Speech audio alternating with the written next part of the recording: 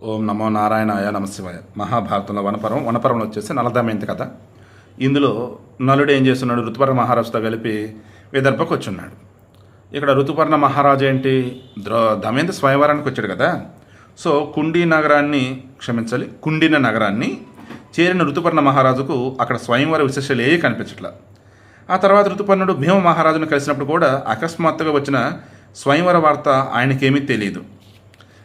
అప్పుడు భీమ మహారాజు ఋతుపర్ణ మహారాజును స్వాగతం పలికి వారికి తానేమి చేయవలనో చెప్పని అడిగాడు. సో ఋతుపర్ణ మహారాజు వచ్చాడు, స్వాగత సత్కారాలు అన్నీ అయిపోయినాయి. సో ఇప్పుడు చెప్పండి మహారాజా, నేను మీకు ఏ విధంగా సహాయపడగలను అన్నాడు. దాన్ని ఇక ఋతుపర్ణ మహారాజు ఫ్యూజులు ఎగిరిపోయి ఉంటాయి. ఎందుకు, స్వయంవరాన్ని పిలిపించింది ఈయనే కదా, ఆయనే అన్నాడు ఏంటి ఇలా వచ్చారు, ఏంటి చెప్పండి అని. భీమ మహారాజునకు తన కుమార్తె యొక్క స్వయంవర నిమిత్తం ఋతుపర్ణుడు వచ్చినట్టు తెలియదు. ఋతుపర్ణ మహారాజు కూడా బుద్ధిమంతుడు, పరాక్రమశాలి, సత్యవంతుడు కనుకనే దమయంతి స్వయంవరాన్ని గురించి ప్రస్తావించలేదు.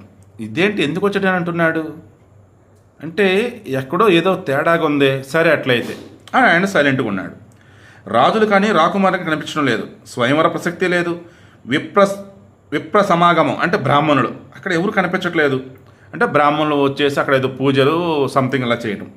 దానితో ఋతుపర్ణుడు మనసులో ఏదో అనుకుని మీకు నమస్కరించడానికి వచ్చాను అన్నాడు. ఏం లేదండి, మిమ్మల్ని ఒకసారి కలిసి వెళ్దామని వచ్చాను అని అన్నాడు.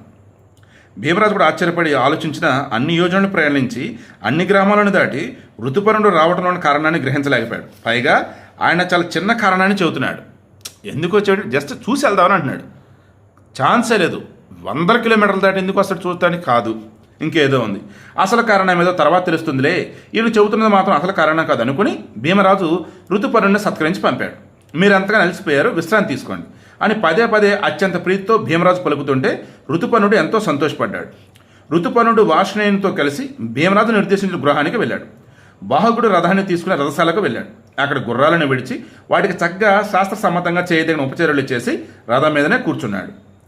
శోకార్తి అయిన దమయంతి ఋతుపర్ణుణ్ణి, సోతపుత్రుడైన వార్ష్ణేయుని, బాహుకుని చూసి ఈ రథధ్వని యవనదా అని అనుకుంది. ఎందుకు, బాహుకుడు ఇంకా నలుని రూపంలోకి రాలేదు కదా. ఆ మహాధ్వని నలునిదే కానీ నలుడు కనిపించలేదే. లేక నలుని వలన వార్ష్ణేయుడు విద్య నేర్చుకున్నాడా, అందుచేతనే నిర్ఘోషం నలుని రథఘోషం పోలి ఉందా.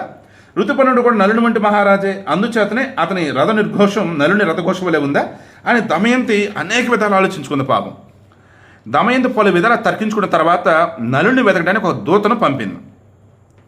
అప్పుడు దమయంతి చెప్తుంది, కేశిని నీవు అచటకు వెళ్ళు, ఆ రథం పక్కన పొట్టి చేతులు వికృత రూపంతో ఒకడు కూర్చొని ఉన్నాడు, ఆ రథసారథి ఎవరో తెలుసుకో. కేశిని ఆ పురుషుని చెంతకేగి ఏమాత్రం తొందరపాటు లేకుండా మృదువుగా క్షేమ సమాచారాలు అడిగి అతని గురించి తెలుసుకో. అతడే నలమహారాజు అనుమానం కలుగుతోంది, మనసుకు సంతోషం, హృదయానికి సుఖం కలుగుతోంది, దానితో ఆ భావం గట్టిపడుతోంది. సుశ్రోణి అనిందిత అతనితో సంభాషణ ముగిసే సమయంలో పర్ణాదుడు చెప్పిన మాటలన్నీ పలుకు, నీ పలుకులకు అతడేమి సమాధానం చెబుతాడో తెలుసుకో.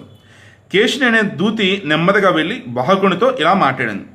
కళ్యాణి దమయంతి ప్రాసాదం పై నుండి మొత్తం చూస్తుంది. ఇక కేశిని అంటుంది, మానవేంద్ర మీకు స్వాగతం, మీరు క్షేమంగా ఉన్నారు కదా.